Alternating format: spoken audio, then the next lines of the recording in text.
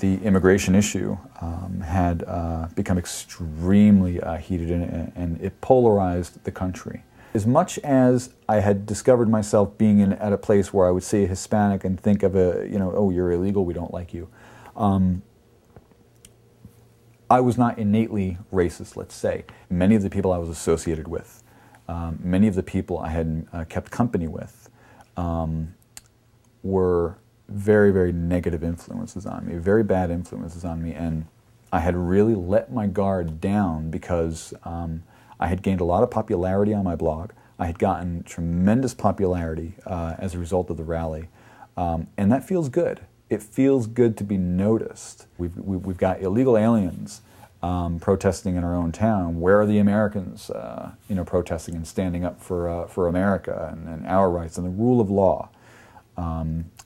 Finally, someone encouraged me to, try and just sort of get people together and whatever, and I said fine. So I created a website called Pro America, actually Pro America Society. I had a couple of people join me and create this small group, and the initial purpose of that website was to gather people to a rally in Morristown, New Jersey.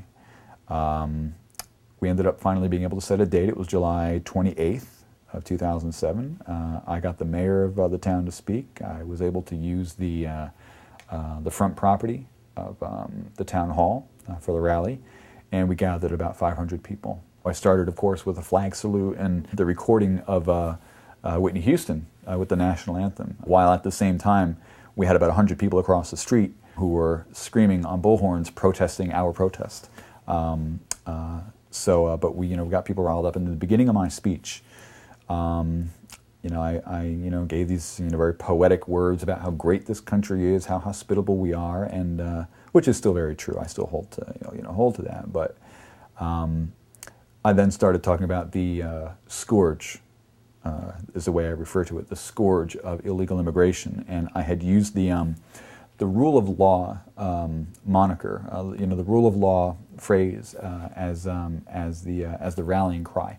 And what I had said is that rule of law is the fabric of our country. It's and I think I called it a coat of many colors. And that illegal immigration was tearing the seams out of that fabric and was disintegrating the fabric of our country by mere virtue of the fact that people coming here illegally violated rule of law. So at that, I started it off very, in retrospect, pretty negatively. But the people loved it. What is in the mind of a anti-illegal immigration activist? Well, back then, in my mind, would have been a fervent love of country. And love of country isn't bad at all. But there is an extreme that it gets to. And for someone like myself, I was at that extreme where you attach to an issue and somehow it just almost possesses you in a way. And especially something that is so discussed in the media, something that is so polarizing, you pick a side and you fight on that side. And for me at the time, rule of law was the cornerstone of what we are as a nation. I had bought into the rhetoric that, oh, certainly, these illegal aliens, they're violating our rule of law. They're violating our rule of law, and so let's go after them. And it's easy to go after them because illegal aliens, they can't fight back. They have no recourse in this country. So it was very easy, it was very convenient, and when you already have an audience, at least in my case, I had a very sizable audience on my blog, you attach to this issue, you have a bigger audience. It was a genuine activity to try and raise awareness of an issue. But it was also extremely self-serving, really self-serving, because you get to an issue that gives you a spotlight, And everyone really enjoys the spotlight. Everyone enjoys being noticed, just like any children. And when you have your pedestal, you don't want that pedestal being knocked down from under you. And so you attach your very identity to that so deeply that anyone who counters you or anyone who contradicts you, you take it very personally.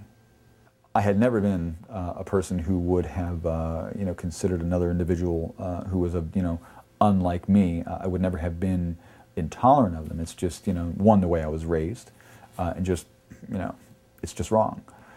But when I got involved particularly on the issue of illegal immigration, when you realize, when you get so wrapped up in it, and you recognize that the statistics say that 80% of illegal immigrants are Latino or Hispanic, what ends up happening, and it's not always conscious, what ends up happening is in your head, all right, illegal immigrant, we don't like them.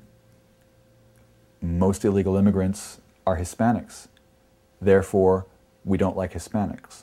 I mean, at one point, I would see a Hispanic person, and I would instantly think illegal immigrant. Instantly. And that's exactly what Corey did. He saw Spanish, he thought illegal immigrant.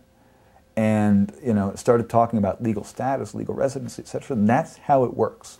That's how insidious this thing is.